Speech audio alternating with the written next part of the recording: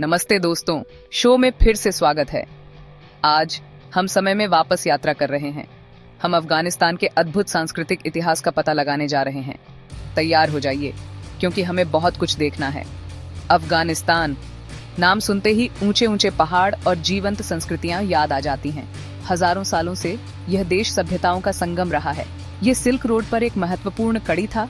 वह प्राचीन व्यापार मार्ग याद है, यह पूर्व को पश्चिम से जोड़ता था।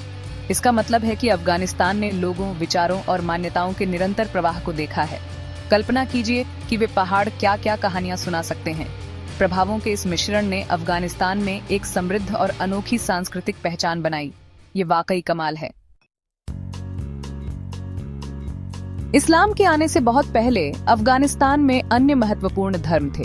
प्राचीन भारत से आया बौद्ध धर्म उनमें से एक था।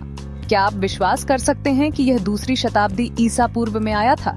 यह 2000 साल से भी ज्यादा पहले की बात है। कुषाण साम्राज्य वे बौद्ध धर्म के बड़े प्रशंसक थे। उन्होंने सदियों तक अफगानिस्तान पर शासन किया। उनके शासन में बौद्ध धर्म फला फूला। मठ और स्तूप, वे विशेष बौद्ध इमारतें हैं, पूरे क्षेत्र में फैले हुए थे। एक अद्भुत उदाहरण बामियान के बुद्ध। चट्टान में उकेरी गई ये विशाल मूर्तियां दुख की बात है कि 2001 में नष्ट कर दी गई, लेकिन उनकी स्मृतियां जीवित हैं, जो अफगान संस्कृति पर बौद्ध धर्म के प्रभाव का प्रमाण है। अब थोड़ा आगे बढ़ते हैं। 15वीं शताब्दी तक भारत में एक नया धर्म उभर रहा था, सिख धर्म। गुरु नानक द्वारा स्थापित सिख धर्म समानता और दूसरों की सेवा पर जोर देता है। सुंदर है ना? जैसे जैसे सिल्क रोड पर व्यापार फला फूला, सिख धर्म ने भी अफगानिस्तान में अपना रास्ता बना लिया। व्यापारी और यात्री अपने विश्वास अपने साथ ले गए, उन्हें अफगान लोगों के साथ साझा किया। यह एक बड़े खेल की तरह है, लेकिन फुसफुसाहट के बजाय विचारों के साथ। हालांकि सिख धर्म कभी भी प्रमुख धर्म नहीं बना, लेकिन इसने अपनी छाप छोड़ी। आज भी आप अफगानिस्तान में ऐतिहासिक गुरुद्वारे, सिख पूजा स्थल पा सकते हैं। यह हमें दिखाता है कि कैसे सांस्कृतिक आदान प्रदान ने राष्ट्र की पहचान को आकार दिया। भाग 4, इस्लाम का आगमन और प्रभाव। 7वीं शताब्दी ईस्वी में अफगानिस्तान में एक नई शक्ति का आगमन हुआ, इस्लाम।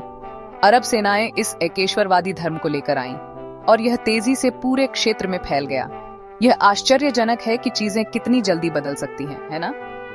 10वीं और 11वीं शताब्दी तक अफगानिस्तान ने शक्तिशाली इस्लामी राजवंशों का उदय देखा। गजनवी और घुरीद, उन्होंने इस्लामी शिक्षा और संस्कृति को बढ़ावा दिया।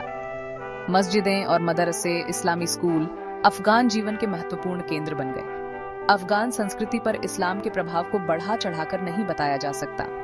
इसने कला और वास्तुकला से लेकर कानून और दैनिक जीवन तक सब कुछ आकार दिया। लेकिन याद रखें, इसने अतीत को मिटाया नहीं। भाग 5, संस्कृतियों का ताना बाना। तो आज अफगानिस्तान के लिए इसका क्या मतलब है? खैर, कई धागों से बुने हुए एक सुंदर टेपेस्ट्री की कल्पना करो।